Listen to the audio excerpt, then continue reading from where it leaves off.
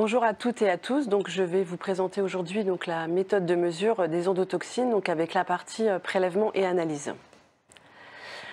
Voici comment va se dérouler mon plan. Tout d'abord, quelques généralités avec la définition des endotoxines, puis les effets sur la santé des salariés et donc la raison pour laquelle on recherche les endotoxines. Les secteurs d'activité qui sont concernés par cette problématique. Ensuite, j'expliquerai les méthodes de mesure, la partie prélèvement, comment ils sont effectués, et la partie analyse. Ensuite, j'insisterai particulièrement sur l'évolution de la méthode et de son impact sur notre travail au quotidien. Et enfin, je vous présenterai un cas concret avec un retour d'expérience. Les endotoxines, ce sont des constituants de la membrane externe de certaines bactéries, plus particulièrement les bactéries Gram-. Ce sont des toxines qui sont libérées lors de la mort de la bactérie ou de la division cellulaire. Elles sont très stables et persistent dans l'environnement. Les endotoxines seront véhiculées par des particules comme des poussières, des gouttelettes ou autres. Les effets sur la santé par injection, ils sont bien connus dans le domaine pharmaceutique. Les endotoxines sont recherchées dans tous les médicaments injectables. Il faut savoir que même à faible dose, une injection d'endotoxine dans le sang d'un patient induit une réponse inflammatoire pouvant entraîner un choc septique. Par inhalation, ils sont certes connus depuis moins longtemps, mais ils ne sont pas négligeables pour autant. Les effets affectent les voies respiratoires et c'est la raison pour laquelle on va les rechercher, car une exposition fréquente et répétée peut entraîner une insuffisance respiratoire. De nombreux salariés sont touchés dans divers secteurs d'activité. Les secteurs d'activité, les endotoxines sont présents dans les atmosphères de travail de nombreux secteurs, tels que les déchets, nous avons le tri, le recyclage, le compostage, dans l'assainissement comme les égouts, le traitement des eaux usées, ou encore l'agroalimentaire avec les abattoirs. Nous avons aussi la métallurgie avec les flûtes de coupe, la papeterie, cartonnerie, traitement des fibres végétales comme le teillage de lin et bien d'autres. Vous pouvez voir sur les photos quelques exemples de secteurs d'activité. Comme vous pouvez le remarquer, de nombreux secteurs d'activité sont concernés et de nombreux salariés sont exposés au cours de leur travail. Et afin de caractériser cette exposition, l'INRS a développé un protocole. Un protocole standardisé de prélèvement et d'analyse des endotoxines qui a été mis au point par l'INRS en 2005. Puis en 2023, l'INRS a optimisé ce protocole dont la fiche métropole numéro 454 est publiée sur le site de l'INRS. Ce protocole est utilisé par tout le réseau prévention de la CRAMIF et des CARSAT. Les prélèvements sont effectués en entreprise, en prélèvement individuel qui était à privilégier, comme l'a précisé Xavier tout à l'heure, au niveau des voies respiratoires des salariés, ou en prélèvement d'ambiance, toujours à hauteur des voies respiratoires. Ces prélèvements sont réalisés sur toute la France, en région par les contrôleurs de sécurité des laboratoires interrégionaux des CARSAT, et en Île-de-France par les contrôleurs de sécurité du laboratoire des biocontaminants. Et toutes les analyses seront effectuées dans notre laboratoire des biocontaminants. Les prélèvements, ce sont des prélèvements d'air avec un échantillonnage de la fraction inhalable sur un filtre en fibre de verre traité en cassette fermée.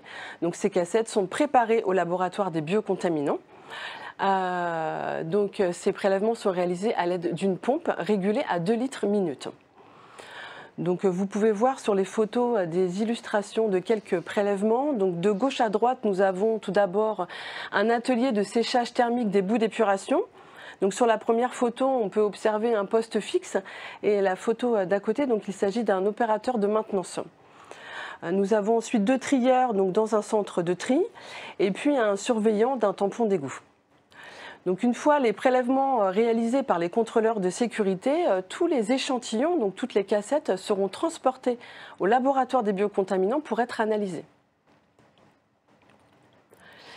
La méthode d'analyse, il s'agit d'une analyse biochimique qui est principalement effectuée en 2 étapes. Nous avons tout d'abord une étape d'extraction. On agite 5 ml d'eau apyrogène directement dans la cassette par l'orifice supérieur. De l'eau apyrogène, c'est de l'eau qui est exempte d'endotoxines. On effectue ensuite une agitation forte de la cassette pendant 20 minutes.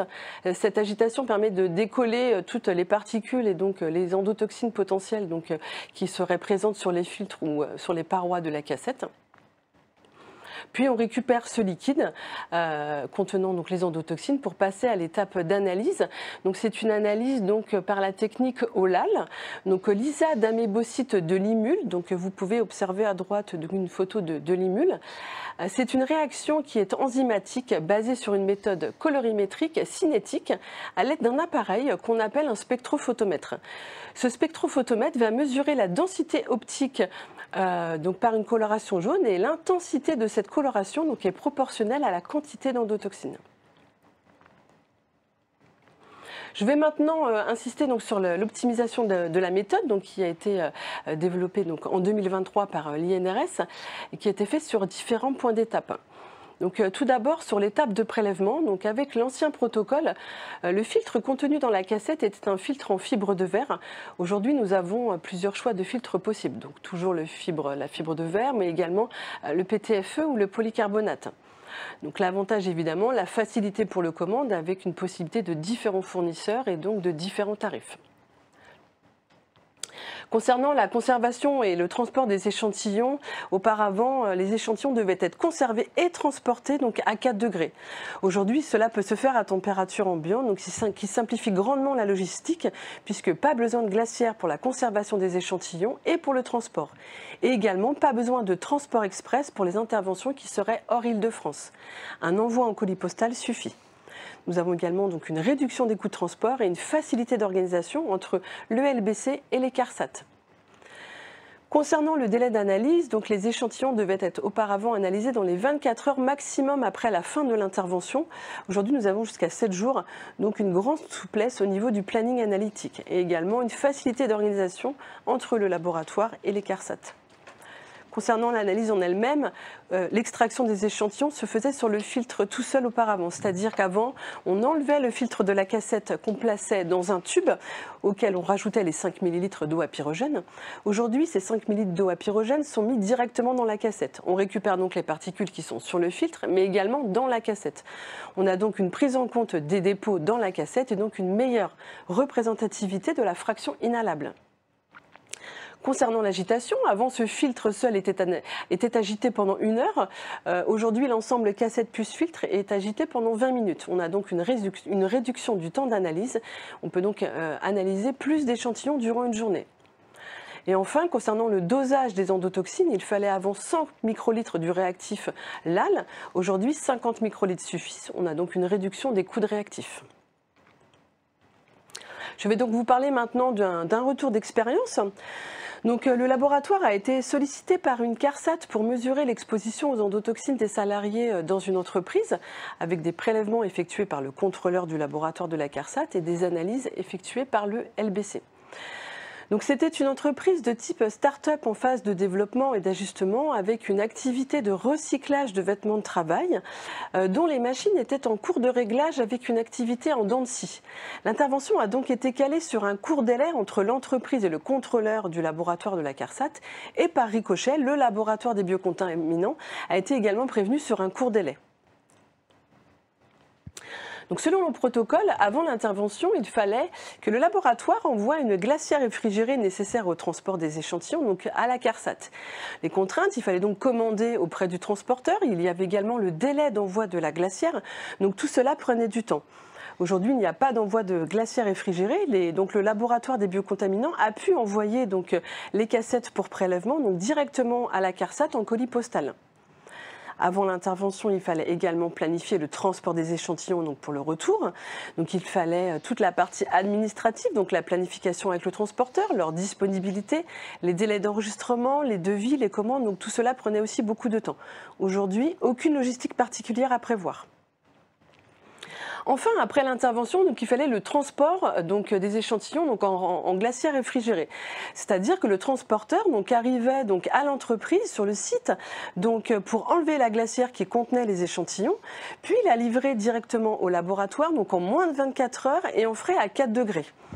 Aujourd'hui, pas d'envoi en frais, pas de glacière et pas de transporteur. La CARSAT a pu nous envoyer les échantillons directement en colis postal. Et enfin, les échantillons devaient être analysés dans les 24 heures, donc ce qui impliquait que le laboratoire des biocontaminants devait être disponible à J+24 après intervention. Aujourd'hui, on a 7 jours pour analyser les échantillons, donc du coup, les analyses ont pu être effectuées sans problème. Donc cette intervention a pu être réalisée sans difficulté. Les prélèvements et les analyses ont été effectués malgré le court délai. Il faut savoir que sans ce protocole, cette intervention dans cette entreprise n'aurait pas pu être réalisée. Donc en conclusion, ce qu'a apporté l'optimisation de ce protocole, tout d'abord au niveau du planning, donc une grande souplesse d'organisation, d'une part entre l'entreprise et la CARSAT, et d'autre part entre la CARSAT et le laboratoire. Ensuite, au niveau de l'intervention, il n'y a pas de logistique particulière sur site à l'entreprise, et également au niveau de la conservation des échantillons, qui peut s'effectuer à température ambiante, pendant et après prélèvement.